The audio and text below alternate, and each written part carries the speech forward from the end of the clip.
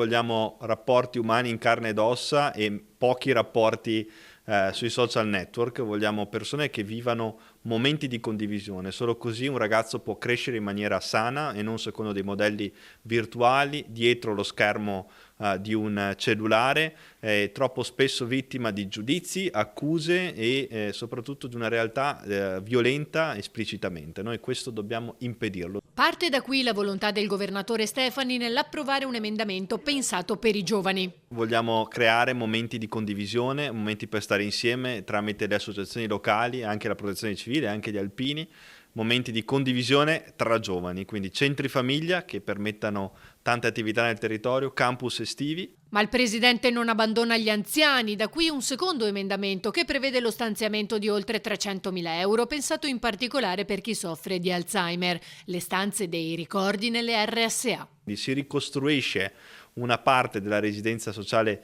per anziani così come era una volta, quindi con i mobili di una volta, le strutture anche delle case di una volta, per garantire a queste persone di poter ricordare com'era la loro vita ovviamente qualche anno fa, qualche decennio fa. Già in alcune RSA, soprattutto all'estero, questo è sviluppato e mi piace portare questa idea in Veneto e soprattutto poterla sviluppare nelle RSA pubbliche del nostro territorio. Infine, soprattutto in vista dell'estate, la lotta all'abbandono degli animali. Destineremo oltre 150.000 euro per strutture, rifugio per cani e gatti abbandonati, e quindi potenziando questi strumenti che permetteranno anche di risparmiare alla Regione. Oltre agli emendamenti del governatore Stefani, al lavoro anche gli assessori regionali. Con l'approvazione poi del bilancio noi partiremo con una serie di avvisi e bandi legati agli enti locali. Penso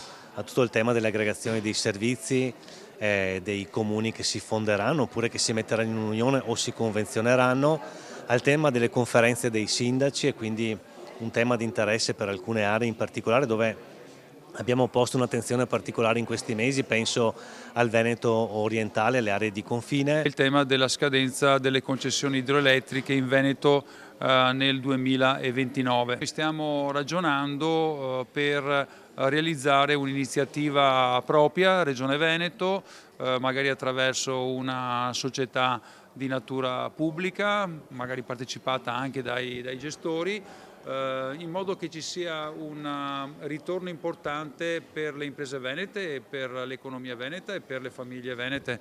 È una risorsa importante, si stima che le entrate potrebbero essere dai 250, 300 fino anche ai 500 milioni all'anno. Si interviene sul territorio attraverso interventi di messa in sicurezza, e quindi pensiamo agli invasi piuttosto che tutti quegli interventi che vengono fatti lungo i corsi d'acqua per rendere più sicuro dal punto di vista idraulico il nostro territorio. E qui ci sono milioni di euro che vengono investiti e quindi ricadono, hanno queste ricadute a livello territoriale, e l'intervento è un intervento che naturalmente si snoda nel tempo, si programma nei prossimi mesi e anni, proprio per cercare di dare una risposta concreta.